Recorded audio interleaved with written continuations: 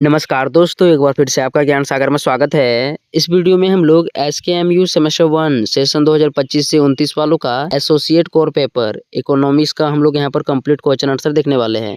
ध्यान से सुन लेना है, जो भी स्टूडेंट इस बार सेमेस्टर 1 में है, ठीक है, चाहे वह एसकेएमयू में हो, बीबीयू में हो या बहुत सारी यूनिवर्सिटी है झारखंड में, कोई भी यूनिवर्सिटी से हो, ध्यान से सुनना है जो मैं आपको यहाँ पर बता रहा हूँ।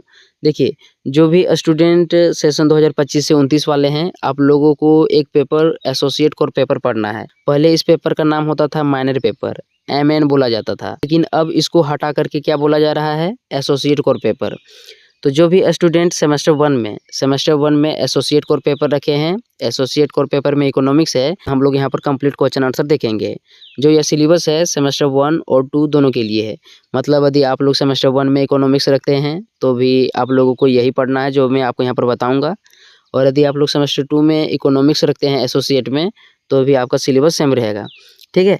जो यह पेपर रहेगा एक्सटर्नल एग्ज़ाम, जहाँ पर आप लोग एग्ज़ाम लिखने के लिए जाइएगा, वहाँ पर 75 मार्क्स का क्वेश्चन पेपर रहेगा और 25 मार्क्स जो रहेगा कॉलेज की तरफ से दिया जाएगा। मतलब टोटल जो रहता है 100 मार्क्स का रहता है पेपर, और इसमें से आप लोगों को 40 मार्क्स लाना है। कितना लाना है? दोनों मिला करके 40 मार्क्स, ठीक है। अब हम लोग यहाँ पर चलते हैं, मतलब क्वेश्चन आंसर को देखते हैं, टाइम को बर्बाद नहीं करते हैं। देखिए, सबसे पहले आप लोग यहाँ पर कोर्स कंटेंट देख सकते हो। जैसे यहाँ पर क्या दिया हुआ है, यूनिट 1, यूनिट 2, यूनिट 3, यूनिट 4, यही सब आपको पढ़ने हैं और एग्जाम में यहीं से प्रश्न आएगा। क्या क्या यूनिट दिया हुआ है यहाँ पर देख लीजिए। जैसे फर्स्ट यूनिट आपका यहाँ पर दिया हुआ concept, nature and types of economics. मतलब इकोनॉमिक्स कहने का मतलब अर्थशास्त्र के अवधारणा क्या है, इसकी प्रकृति क्या है, कितने प्रकार के अर्थशास्त्र होते हैं, इसको पढ़ना है। यहाँ भी और भी बहुत सारे दिए हुए हैं, इसको आप लोग डिटेल से देख सकते हो। नेक्स्ट यूनिट आपका यहाँ पर दिया गया है utility and demand analysis. Utility मतलब उपयोगिता होता है और डिमांड मतलब मांग होता है। तो मांग और उपयोगिता का क्या विश्लेषण है, मांग और उपयोगिता के क्या क्या सिद्धांत है, इसको पढ़ना है। नेक्स्ट आपका यहाँ पर दिया गया third unit theory of production, मतलब उत्पादन के सिद्धांत, उत्पादन के कौन कौन से सिद्धांत है उसको आपको यहाँ पर पढ़ना होगा। आगे आपका यहाँ पर दिया है फोर्थ यूनिट में आप लोगों को मार्केट एनालिसिस पढ़ना है, बाजार विश्लेषण पढ़ना है। जैसे बाजार में एक अधिकार होता है, पूर्ण अधिकार होता है, इस प्रकार से बहुत प्रकार के बाजार होते हैं, उसमें वहाँ पर आपको पढ़ना होगा कि कितने प्रकार के बाजार होते हैं, ठीक है। तो चलते हम लोग इन सभी टॉपिक को कवर करते हैं अच्छी तरह से। जितना भी यहाँ पर क्वेश्चन बताया जाएगा सभी को अच्छी तरह से पढ़ लेना है, एग्जाम में यहीं से प्रश्न आएंगे। जैसे देखिए आप लोग यूनिट 1 में आप लोगों को पढ़ना है, क्या पढ़ना है, इकोनॉमिक्स क्या होता है, इसके कितने प्रकार होते हैं, प्रकृति सिद्धांत, इन सभी को पढ़ना है। तो फर्स्ट क्वेश्चन आप लोग यहाँ पर देखते जाइएगा जो भी बताया जा रहा है। जैसे फर्स्ट क्वेश्चन है व्हाट इज इकोनॉमिक्स, अर्थशास्त्र क्या है। तो इसको देख लीजिए। अर्थशास्त्र वह विज्ञान है जो सीमित संसाधनों के उपयोग द्वारा असीमित आवश्यकताओं की पूर्ति का अध्ययन करता है। ध्यान से सुनना है कि यहाँ पर क्या बताया जा रहा है। जैसे यहाँ पर बोला जा रहा है कि जो अर्थशास्त्र है, अर्थशास्त्र में क्या है, संसाधन सीमित है और लगातार जनसंख्या बढ़ रहा है, तो क्या है, मतलब हमारी आवश्यकताएं बढ़ती जा रही है। तो जो संसाधन है, इसी संसाधन से सभी लोगों की आवश्यकताएं पूरी होनी चाहिए, यही अर्थशास्त्र है। तो यहाँ फिर से देख लीजिए, अर्थशास्त्र वह विज्ञान है जो सीमित संसाधनों के उपयोग द्वारा असीमित आवश्यकताओं की पूर्ति पर बल देता है, ठीक है। इस तरह से आप लोगों को देख लेना है, पढ़ लेना है। नेक्स्ट क्वेश्चन आपके यहाँ पर दिया गया है सूक्ष्म अर्थशास्त्र क्या है। देखिए, अर्थशास्त्र जो है, इकोनॉमिक्स जो है, दो प्रकार के होते हैं। आप लोग यदि 12th में पढ़े होंगे, 12th में यदि इकोनॉमिक्स रखे होंगे तो आप लोगों को पता होगा इकोनॉमिक्स 2 टाइप्स के होते हैं। पहला एक होता है माइक्रो इकोनॉमिक्स और दूसरा होता है मैक्रो इकोनॉमिक्स, ठीक है। तो इकोनॉमिक्स 2 प्रकार के होते हैं, अर्थशास्त्र 2 प्रकार के होते हैं, सूक्ष्म अर्थशास्त्र और व्यष्टि अर्थशास्त्र, ठीक है, मतलब विस्तृत अर्थशास्त्र। तो यहाँ पर क्वेश्चन पूछा जा रहा है सूक्ष्म अर्थशास्त्र क्या है, व्हाट इज माइक्रो इकोनॉमिक्स। तो इसको हम लोग यहाँ पर देख लेते हैं। सूक्ष्म अर्थशास्त्र व्यक्तिगत, उपभोक्ता, फर्म एवं बाजार की इकाइयों का अध्ययन करता है।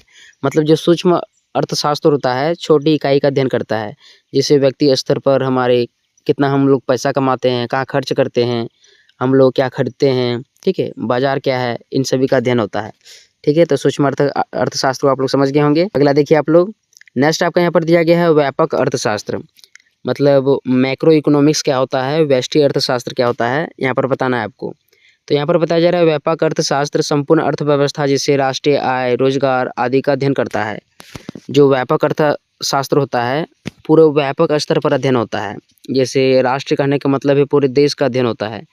आय हो गया, रोजगार हो गया, रोजगार पूरे देश के लोगों को किस प्रकार से मिलेगा, इन सभी का यहाँ पर अध्ययन होता है। बाकी आप लोगों को पता होगा देश में क्या चल रहा है, रोजगार से किसी को कोई मतलब है ही नहीं है। लेकिन जो व्यापक अर्थशास्त्र होता है इसमें क्या होता है, पूरे देश की अर्थव्यवस्था का अध्ययन किया जाता है। आगे आपका यहाँ पर दिया गया है सकारात्मक अर्थशास्त्र क्या है, व्हाट इज पॉजिटिव इकोनॉमिक्स। तो यहाँ पर सकारात्मक अर्थशास्त्र क्या होता है यहाँ पर हम लोग देख लेते हैं। जैसे यहाँ पर बताया जा रहा है सकारात्मक अर्थशास्त्र तथ्यात्मक और वस्तुनिष्ठ विश्लेषण पर आधारित होता है। सकारात्मक अर्थशास्त्र क्या होता है, तथ्य और वस्तुनिष्ठ विश्लेषण पर आधारित होता है। मतलब सकारात्मक जो अर्थशास्त्र होता है इसमें किसी चीज़ का परिणाम क्या निकालेगा, क्या निकलेगा परिणाम आगे जाकर के, उसका अध्ययन होता है।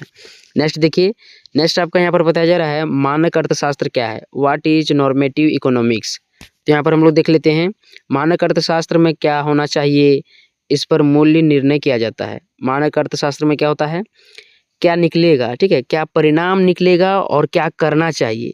मतलब यहाँ पर एक प्रकार से सलाह देने का काम होता है कि इस तरह से करिए, आप लोगों का जो प्रॉब्लम रहेगा सॉल्व हो जाएगा। मानक अर्थशास्त्र में वही किया जाता है। फिर से देख लीजिए, मानक अर्थशास्त्र में क्या होना चाहिए इस पर बल दिया जाता है। आगे हम लोग देख लेते हैं। नेक्स्ट आपका यहाँ पर दिया गया दुर्बलता क्या है, व्हाट इज स्कैर्सिटी। दुर्बलता क्या है, दुर्लभता क्या है, इसको देख लेते हैं हम लोग। संसाधनों की सीमितता को दुर्लभता कहते हैं। मतलब संसाधन सीमित है, पृथ्वी पर संसाधन क्या है, लगातार कम होते जा रहा है, बन नहीं रहा है, कम हो रहा है। तो जो पृथ्वी में संसाधन है क्या है, सीमित है, और इसी सीमित संसाधन से हम लोगों की सारी आवश्यकताएं पूरी करनी है। लेकिन फिर भी मनुष्य क्या होता है, आवश्यकता से ज़्यादा धन खोजने लगता है और मार एकदम हमरा चाहिए, मतलब आवश्यकता से ज़्यादा लेने लगता है। इसीलिए हम, कोई गरीब होता है तो कोई अमीर होता है। लेकिन यदि लिमिट से चले कि आप लोग इससे ज़्यादा पैसा नहीं कमा सकते हैं, या फिर यदि आप लोग कमाते हैं तो अगल बगल में खर्च कर दीजिए, गरीब लोगों को दे दीजिए, तो संतुलन बना रहता है। लेकिन इस तरह नहीं होगा। क्यों नहीं होगा, क्योंकि सब लोग थोड़ी नियम का पालन करते हैं। किसी का 10 बच्चा है, किसी का 2 बच्चा है, तो जनसंख्या पर भी मतलब रहता है। जनसंख्या यदि कंट्रोल रहेगा तो मतलब अर्थव्यवस्था भी संतुलित रहेगा, ठीक है। बाकी यहाँ पर देखिए नेक्स्ट क्वेश्चन, अवसर लागत क्या है, व्हाट इज अपॉर्चुनिटी कॉस्ट। इसको हम लोग देख लेते हैं। यहाँ पर बताया जा रहा है किसी विकल्प को चुनने पर त्यागे गए दूसरे श्रेष्ठ विकल्प का मूल्य अवसर लागत कहलाता है। मतलब अवसर लागत कहने का मतलब क्या है, किसी विकल्प को चुनने पर त्यागे गए दूसरे श्रेष्ठ विकल्प का मूल्य अवसर लागत कहलाता है। मतलब किसी प्राइस का पहले दाम रखा हुआ था 20 रुपये, लेकिन बाद में आप लोग बोले कि हम 18 रुपये देंगे, तो इसमें जो चेंजेज हुआ, ठीक है, जो बदलाव हुआ, यही क्या होगा, अवसर लागत होगा, ठीक है। आगे देख लेते हैं। यूनिट 2 हम लोग देखते हैं उपयोगिता क्या है, व्हाट इज यूटिलिटी। समझते जाना है यहाँ पर। जैसे यहाँ पर बताया जा रहा है किसी वस्तु की वह क्षमता जिससे वह मानव की आवश्यकता की पूर्ति करे उपयोगिता कहलाती है। कोई भी वस्तु जो होता है उसके अंदर क्या क्वालिटी है जिससे लोग खुश हो सकें, यही क्या कहलाता है, उपयोगिता कहलाता है।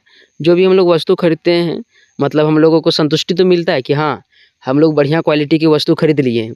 मतलब हम लोगों को लगता है कि हम लोग नहीं ठकाए हैं, ठीक है। मतलब महसूस होना चाहिए कि हमारा पैसा बर्बाद नहीं हुआ है, यही उपयोगिता कहलाता है।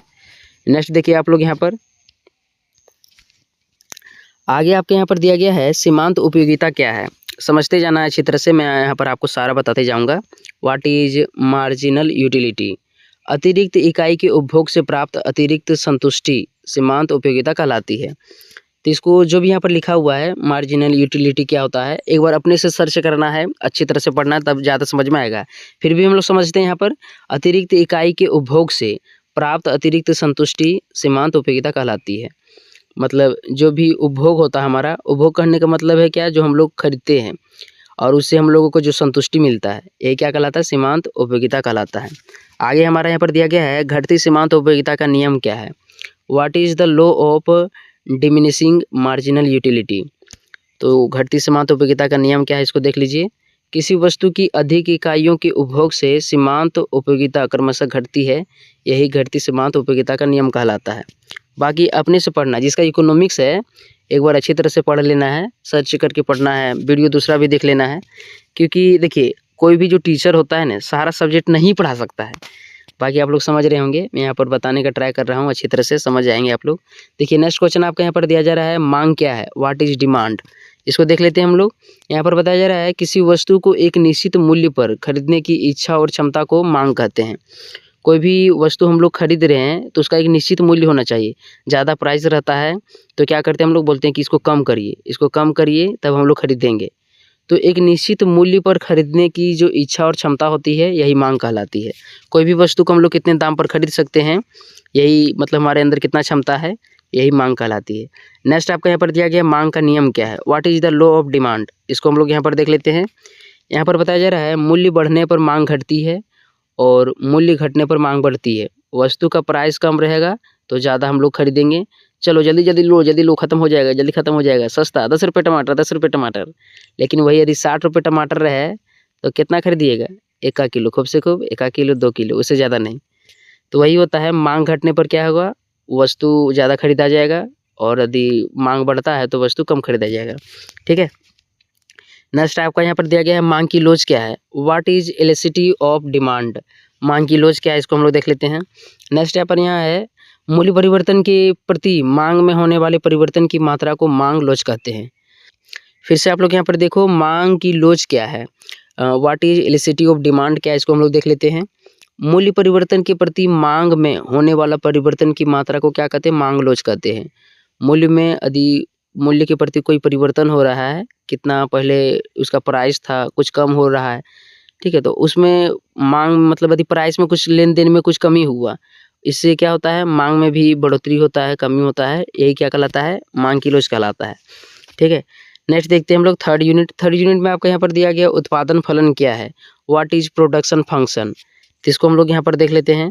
यहाँ पर बताया जा रहा है उत्पादन फलन उत्पादन के कारकों और उत्पादक की मात्रा के बीच संबंध को दर्शाता है। उत्पादन फलन क्या करता है, उत्पादन के कौन कौन कारक हैं, उत्पादन की मात्रा क्या है, इसके बीच में संबंध बताता है। आगे देख लेते हैं हम लोग। नेक्स्ट आपके यहाँ पर बताया जा रहा है अल्पकाल क्या है, व्हाट इज शॉर्ट रन। अल्पकाल वह अवधि है जिसमें कुछ उत्पादन कारक स्थिर रहते हैं। अल्पकाल क्या होता है, मतलब जो शॉर्ट रन होता है इसमें क्या होता है, उत्पादन कारक स्थिर होते हैं। इसमें कुछ उत्पादन कारक जिससे मतलब कोई वस्तु उत्पादित होता है, कुछ कारक स्थिर होते हैं, यही अल्पकाल कहलाता है। नेक्स्ट आपके यहाँ पर दिया गया दीर्घकाल क्या है, व्हाट इज लॉन्ग रन। दीर्घकाल वह अवधि है जिसमें सभी उत्पादन कारक परिवर्तनीय होते हैं। दीर्घकाल क्या होते हैं, इसमें जितने भी उत्पादन करने वाले कारक होते हैं, जैसे पूंजी हो गया, मजदूर हो गया, और भी बहुत सारे रहते हैं, इसमें सभी में परिवर्तन होता है। नेक्स्ट आपका यहाँ पर दिया गया है लागत क्या है, व्हाट इज कॉस्ट। उत्पादन के लिए किए गए व्यय को क्या कहते हैं, लागत कहते हैं। उत्पादन के लिए जो भी हम लोग पैसा खर्च करते हैं, यही क्या कहलाता है, लागत कहलाता है। कोई भी वस्तु को हम लोग उत्पादित कर रहे हैं, जैसे मतलब कुछ उत्पादित कर रहे हैं, मतलब कोई फैक्ट्री में बना रहे हैं सामान को, ठीक है, तो उसमें कितना पैसा खर्च करेंगे, यही लागत कहलाता है। नेक्स्ट आपका यहाँ पर दिया गया आय क्या है, व्हाट इज रेवेन्यू। वस्तु की बिक्री से प्राप्त धनराशि को आय कहते हैं। वस्तु की बिक्री से जो प्राप्त होता है पैसा जो मिलता है, इसको क्या बोलते हैं, आय बोलते हैं। कोई भी वस्तु को हम लोग बेचते हैं तो उससे हम लोगों को पैसा मिलता है और यही आय कहलाता है। फोर्थ यूनिट आप लोगों को यहाँ पर दिया गया है पूर्ण प्रतियोगिता क्या है, व्हाट इज परफेक्ट कंपटीशन। तो चलते हम लोग यहाँ पर देख लेते हैं पूर्ण प्रतियोगिता क्या होता है। जैसे यहाँ पर बताया जा रहा है वह बाजार जहाँ बहुत से खरीदार और विक्रेता होते हैं तथा वस्तु समरूप होती है, पूर्ण प्रतियोगिता कहलाती है। मतलब वह बाजार जहाँ पर क्या हो जाएगा, खरीदार भी बहुत सारे रहेंगे, विक्रेता भी बहुत सारे रहेंगे। खरीदार मतलब खरीदने वाला और विक्रेता मतलब बेचने वाला। जहाँ पर जो वस्तुएं होती है समरूप होती है, मतलब वस्तु में क्या है जिसका जो दाम है एकदम समान रूप से रहता है, यही क्या कहलाता है, पूर्ण प्रतियोगिता कहलाता है। ठीक है, इसमें ज़्यादा प्रतियोगिता नहीं होती है। नेक्स्ट आपका यहाँ पर दिया गया है एकाधिकार क्या है, what is monopoly. What is monopoly इसको देख लेते हैं। वह बाजार जहाँ केवल एक विक्रेता होता है एकाधिकार कहलाता है। एक बाजार है और उसमें क्या है, 2-3 दुकानें मान लेते हैं, 2-3 दुकान है और एक ही मालिक का दुकान है, तो जो वस्तुओं का प्राइस होगा बहुत हाई होगा, मतलब उस बाजार में क्या है, वही व्यक्ति का पूरा एकाधिकार है। ठीक है, मतलब उसके कंट्रोल पर वह बाजार चल रहा है, तो ये क्या कहलाता है, मोनोपोली कहलाता है। नेक्स्ट आपका यहाँ पर दिया गया संतुलन मूल्य क्या है, व्हाट इज इक्विलिब्रियम प्राइस। तो इसको देख लेते हैं। वह मूल्य जहाँ मांग और पूर्ति बराबर होती है, संतुलन मूल्य कहलाता है। जहाँ मतलब खरीदने वाला भी मतलब मांग जो रहता है कितना आदमी को चाहिए, साथ ही साथ पूर्ति कितना कर पाता है, यदि इसके बीच में संतुलन रहता है तो ये क्या कहलाता है, संतुलन मूल्य कहलाता है, मूल्य संतुलन कहलाएगा। नेक्स्ट आप लोग देखिए नेक्स्ट आपका यहाँ पर दिया गया है यूनिट 1, मतलब यूनिट 1 यहाँ आपका फिर से लिखा हुआ है। इसका मतलब है अब हम लोग यहाँ पर लॉन्ग क्वेश्चन आंसर को देखेंगे। यहाँ पर जितना भी क्वेश्चन बताया जाएगा सभी को अच्छी तरह से नोट कर लेना है, एकदम एग्जाम में यही सभी प्रश्न रहेंगे। साथ ही साथ जो भी स्टूडेंट इसका PDF डाउनलोड करना चाहते हैं आप लोग कर सकते हैं। कहाँ पर मिलेगा PDF? तो ज्ञान सागर ऐप में मिलेगा। एक बार जा कर के आप लोगों को प्ले स्टोर में क्या करना है, ज्ञान सागर ऐप को डाउनलोड कर लेना है। मात्र आप लोगों को 60 रुपये लगेगा। 60 रुपये चार्जेस प्राइस रखा गया है और 4 साल में जो भी यहाँ पर आप लोगों का सिलेबस है वहाँ पर सारा PDF पहले से मौजूद है। साथ ही साथ जो भी PYQ रहता है, मतलब पिछले साल किस प्रकार से क्वेश्चन पूछे गए थे, सारा आपको वहाँ पर मिल जाएगा। तो 60 रुपये लगेगा, ठीक है। और 4 साल के लिए आप लोगों का जो ऐप रहेगा आप लोगों के लिए फ्री हो जाएगा। तो 60 रुपये नहीं देखिएगा, क्योंकि एक दिन में 60 रुपये आप लोगों का खर्च हो जाएगा। और यदि आप लोग पढ़ाई में लगाते हैं तो अच्छी बात है, ठीक है। तो फर्स्ट क्वेश्चन देखिए, यहाँ पर बताया जा रहा है अर्थशास्त्र की परिभाषा, प्रकृति एवं क्षेत्र का विस्तृत वर्णन कीजिए। और इंग्लिश में क्वेश्चन यहाँ पर दिया हुआ है define economics and discuss it's nature and scope in detail. तो इसको आप लोग पढ़ सकते हो, ठीक है। यहाँ पर मैं शॉर्ट में आपको बता दूंगा, बाकी आप लोग चाहें तो इसको PDF डाउनलोड कर लीजिएगा और वहाँ से अच्छी तरह से पढ़ लीजिएगा। जैसे यहाँ पर बताया जा रहा है अर्थशास्त्र की प्रकृति, तो कितने प्रकृति होती है, इसका स्वरूप क्या होता है यहाँ देख लीजिए। जैसे पहला है सामाजिक विज्ञान, सकारात्मक एवं मानक विज्ञान, सैद्धांतिक एवं व्यवहारिक, ये सभी इसके प्रकृति होती हैं। नेक्स्ट आपका यहाँ पर दिया गया गतिशील एवं तुलनात्मक अस्थैतिक, मतलब गतिशील प्रकृति के क्या होते हैं, जो अर्थशास्त्र होता है इसकी प्रकृति होता है। आगे देख लेते हैं हम लोग। नेक्स्ट आपका यहाँ पर दिया गया अर्थशास्त्र का क्षेत्र। अर्थशास्त्र का क्षेत्र क्या है, किस इसमें क्या क्या क्या अध्ययन होता है इसको देख लेना है।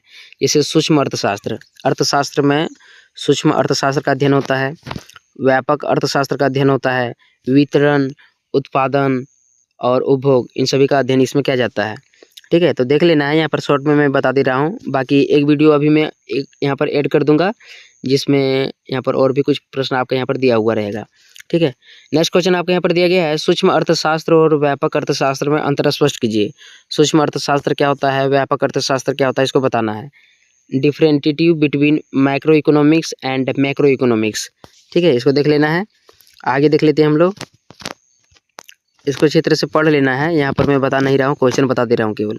आगे आपके यहाँ पर दिया गया है सकारात्मक एवं मानक अर्थशास्त्र का विस्तृत वर्णन कीजिए। सकारात्मक और मानक अर्थशास्त्र क्या होता है इसको बताना है।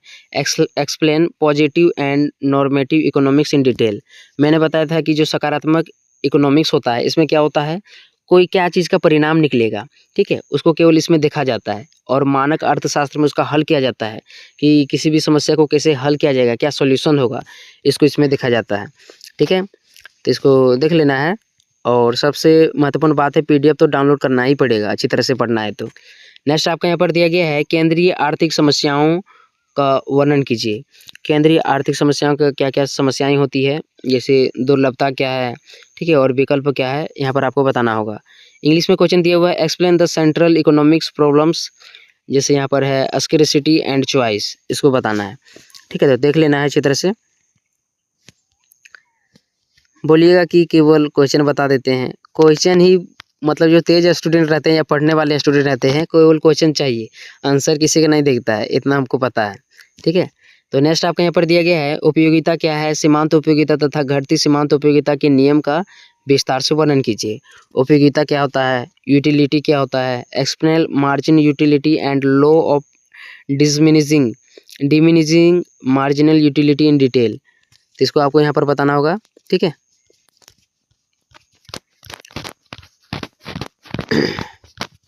अगला आपका यहाँ पर दिया गया मांग क्या है। मांग क्या है, डिमांड क्या होता है, इसको बताना है। मांग के नियम तथा मांग को प्रभावित करने वाले कौन कौन से कारक हैं, इसको लिखना है। तो यहाँ पर आपका दिया हुआ है मांग का मतलब थोड़ा सा परिचय दिया हुआ है, फिर मांग का क्या नियम होता है यहाँ पर लिखा हुआ है, ठीक है। चाहे तो यहाँ से भी पढ़ सकते हैं, लेकिन इससे बढ़िया होगा क्या करना पड़ेगा, PDF को डाउनलोड करना पड़ेगा। मांग को प्रभावित करने वाले कौन कौन से कारक है, इसको देख लीजिए। जैसे पहला है वस्तु का मूल्य, आय, संबंधित वस्तुओं का मूल्य, रुचि और फैशन, भविष्य की असमानताएं, ये सभी क्या करते हैं, मांग को प्रभावित करते हैं। इसी पर निर्भर करता है कि वस्तुओं का मतलब खरीदारी ज़्यादा होगा कि कम होगा। नेक्स्ट आपको यहाँ पर दिया गया गिफिन वस्तुएं, प्रतिष्ठित वस्तुएं, मांग का नियम बाजार व्यवहार को समझने का आधार है। तो यहाँ पर दिया हुआ, इसको देख लेना है। नेक्स्ट आपको यहाँ पर दिया गया है उपभोक्ता व्यवहार के कार्डियन और ऑर्डिनल दृष्टिकोण का तुलनात्मक अध्ययन कीजिए। फिर से देख लीजिए, उपभोक्ता व्यवहार के कार्डिनल और ऑर्डिनल दृष्टिकोण का तुलनात्मक अध्ययन करना है। ठीक है, यहाँ पर क्वेश्चन दिया हुआ इंग्लिश में, compare the cardinal and ordinal approaches to consumer behaviour. तो देख लेना इसको।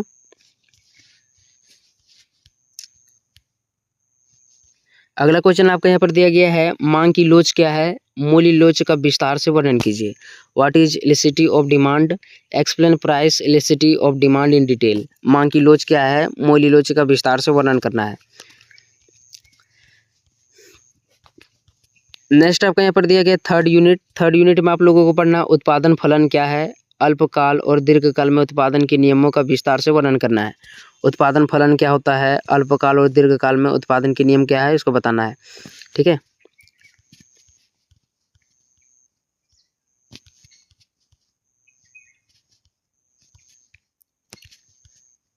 नेक्स्ट क्वेश्चन आपका यहाँ पर दिया गया है, लागत विश्लेषण का विस्तार से वर्णन कीजिए। कॉस्ट एनालिसिस क्या होता है, लागत विश्लेषण क्या होता है, इसको बताना है। Explain cost analysis in detail. ठीक है, तो देख लेना लागत क्या होता है। लागत वही होता है, कोई वस्तु को खरीदेंगे उसमें कितना पैसा देंगे, लागत कहलाता है। आगे आपके यहाँ पर दिया गया, अल्पकाल में कुछ लागतें स्थिर होती है और कुछ परिवर्तनशील। स्थिर लागत, परिवर्तनशील लागत, कुल लागत, ऐसे आप लोग सुने होंगे। ठीक है, नेक्स्ट आपके यहाँ पर दिया गया औसत लागत, सीमांत लागत। ठीक, देख लेना है। आगे दिया हुआ दीर्घकालीन लागत, इसका महत्व दिया गया है। नेक्स्ट क्वेश्चन आपका यहाँ पर दिया गया, आय विश्लेषण का विस्तृत वर्णन कीजिए। आय विश्लेषण क्या होता है, इसको बताना है। Explain revenue analysis in detail. तो यहाँ पर पढ़ लेना है। ठीक है, मतलब क्या है, आय विश्लेषण क्या होता है, इसको बताना है। आगे आपका यहाँ पर क्वेश्चन दिया गया है, अल्पकालीन और दीर्घकालीन उत्पादन नियमों का तुलनात्मक अध्ययन कीजिए। Compare the short term and long term low of production. तो क्या क्या होता है शॉर्ट टर्म और लॉन्ग टर्म, लॉन्ग रन क्या मतलब लॉज क्या होता है, नियम क्या होता है, इसको बताना है। आगे आपके यहाँ पर दिया हुआ fourth unit, market analysis, perfect competition and monopoly. मतलब पूर्ण प्रतियोगिता और एक प्रकार से हम लोग बोल सकते हैं मोनोपोली, एकाधिकार क्या होता है, इसको बताना है।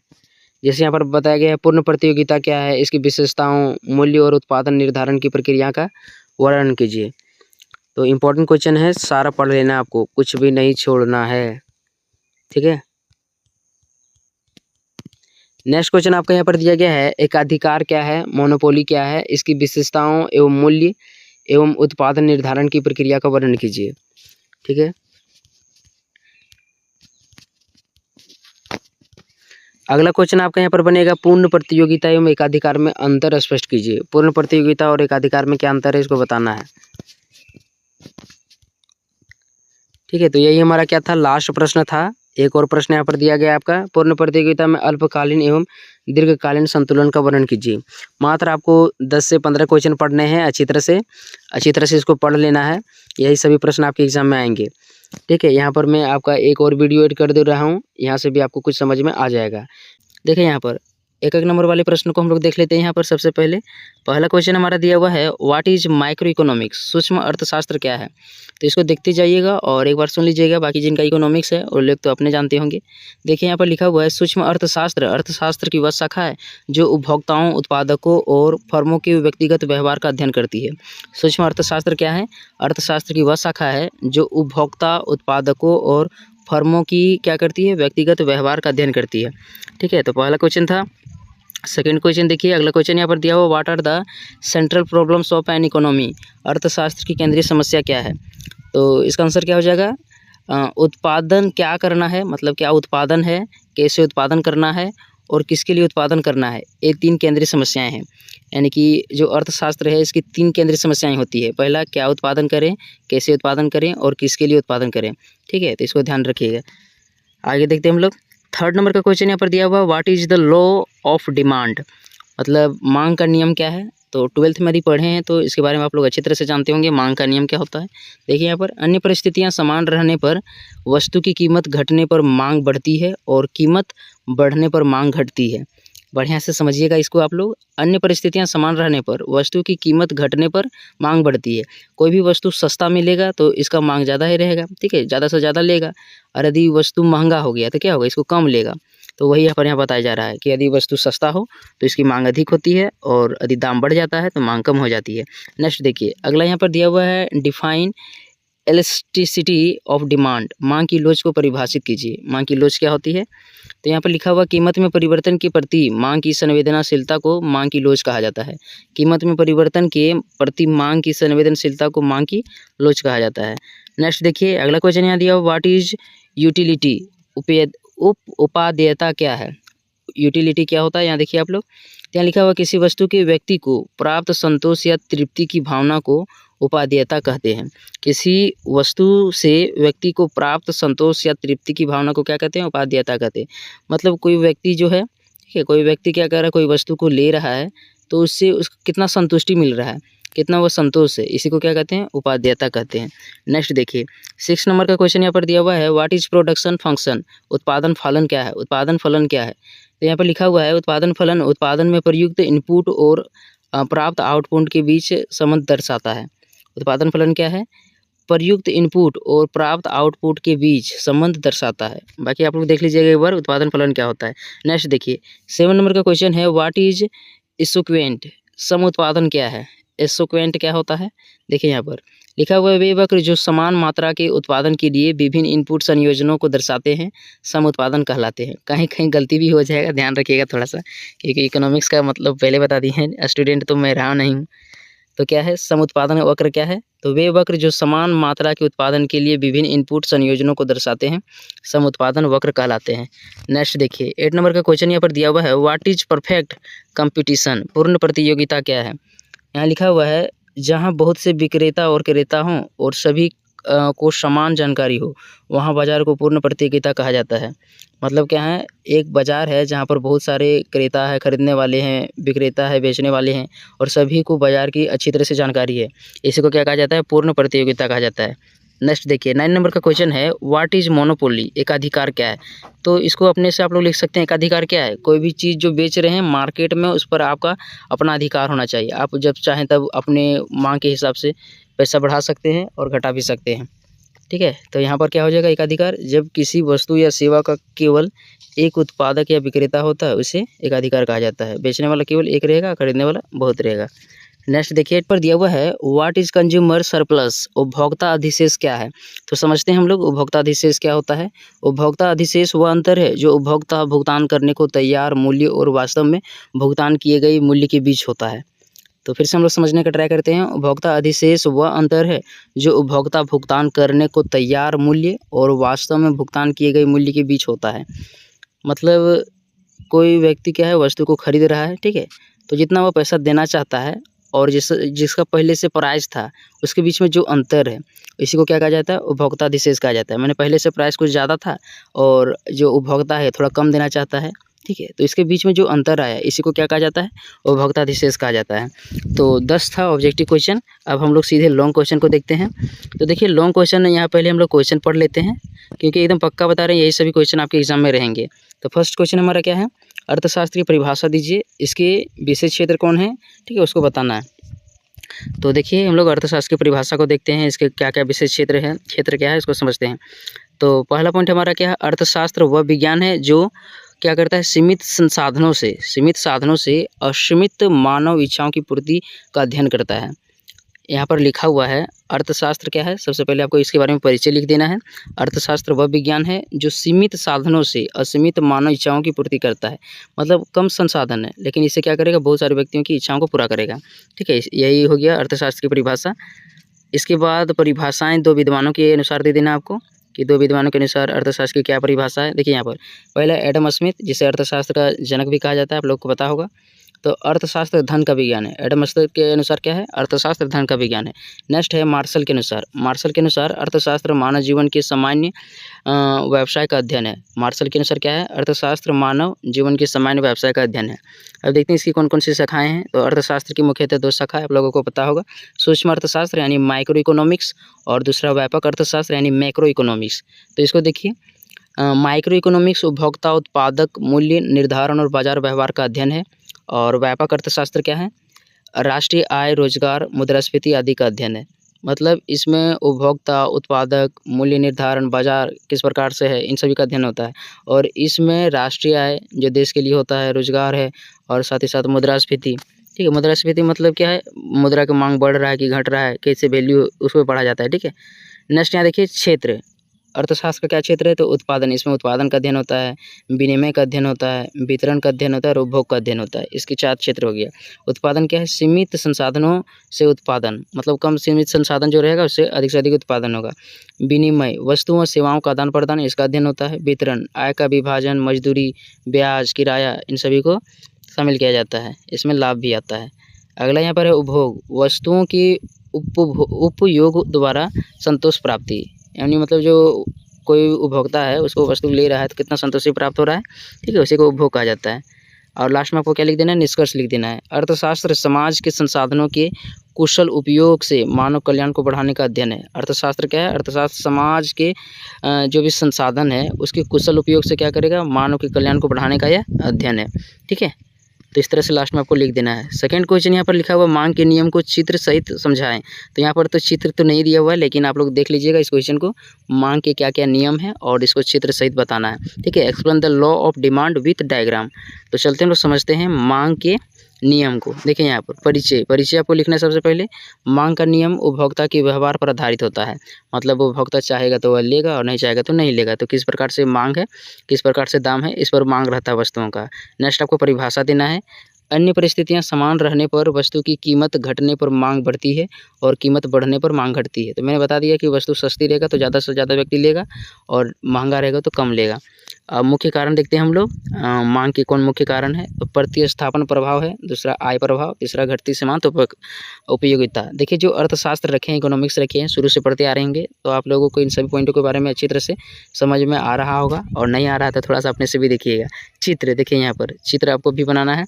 मांग वक्र यानी कि डिमांड कर्व बाएं से दाएं नीचे की ओर ढलान होता है, यह कीमत और मांग की विपरीत दशा का संबंध दिखाता है। तो थोड़ा देख लीजिएगा कैसे होता है मांग वक्र, एक तरह से इसी तरह से होता है, ठीक है, इस तरह दिखाता है मांग वक्र।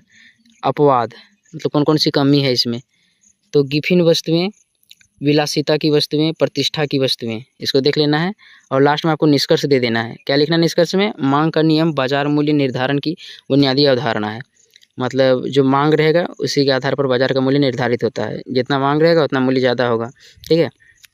आगे देखिए, मांग की लोच क्या है, इसके प्रकार स्पष्ट कीजिए। तो इन सभी प्रश्नों को आपको पढ़ लेना है, ठीक है। देखिए शॉर्ट में यहाँ पर मैं बता दे रहा हूँ कि मांग की लोच क्या होता है। मांग लोच मांग में परिवर्तन की संवेदनशीलता को मापती है।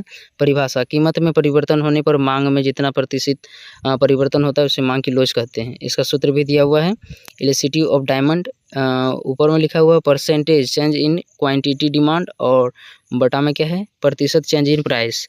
इसको देख लीजिएगा, ठीक है। यहाँ पर फर्स्ट पॉइंट है मूल्य लोच, आय लोच, पारस्परिक लोच, प्रचार लोच। तो ये क्या है, तो ये क्या है, ये सूत्र है, ठीक है, इस सूत्र से निकाला जाता है, या फिर मांग लोच के एक तरह से प्रकार हो सकता है, ठीक है। आगे यहाँ पर दिया हुआ महत्व, तो यह कर निर्धारण, मूल्य नीति तथा व्यापारिक निर्णयों में सहायक है। निष्कर्ष में आपको लिखना है, मांग की लोच उपभोक्ता और उत्पादक दोनों के लिए अत्यंत उपयोगी अवधारणा है।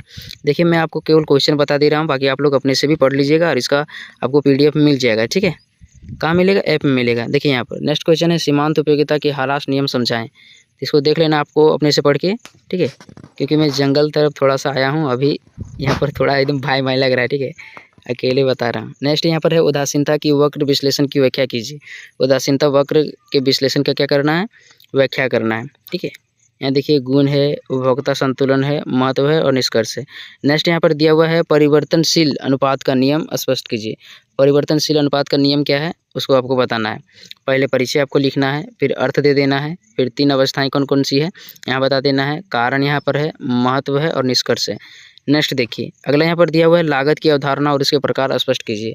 लागत की अवधारणा बताना है, उसके प्रकार को बताना है, ठीक है। तो पहले परिचय लिखना है, फिर प्रकार दे देना है। प्रकार में 3-4 प्रकार आते हैं, स्थिर लागत, परिवर्तनशील लागत, कुल लागत, औसत लागत और सीमांत लागत, ठीक है। देखिए अर्थशास्त्र को अपने से जब तक एक एक करके क्वेश्चन नहीं पढ़िएगा नहीं समझ में आएगा, ठीक है, तो पढ़ लीजिएगा। नेक्स्ट क्वेश्चन यहाँ है पूर्ण प्रतियोगिता एवं उसका संतुलन समझाएं। तो पूर्ण प्रतियोगिता और उसका संतुलन क्या है इसको देख लेना है, ठीक है, देख लीजिएगा इसको। अगला क्वेश्चन यहाँ दिया हुआ है, एकाधिकार बाजार तथा उसका संतुलन समझाएं। एकाधिकार बाजार क्या होता है, उसका संतुलन आपको समझाना है। ठीक है। 10 नंबर का क्वेश्चन है, उत्पादन संभावना वक्र क्या है, इसका महत्व बताएं। तो उत्पादन संभावना वक्र क्या है, इसके महत्व को आपको बताना है। तो इन सभी को आप एक बार अच्छी तरह से पढ़ लीजिएगा। ठीक है। देखिए, मैं इस वीडियो में आपको आंसर का मतलब तो बता नहीं पाया, क्योंकि आपको पता है इकोनॉमिक्स तो मेरा विषय नहीं रहा है। मिलते हैं अगली वीडियो में, तब तक के लिए धन्यवाद।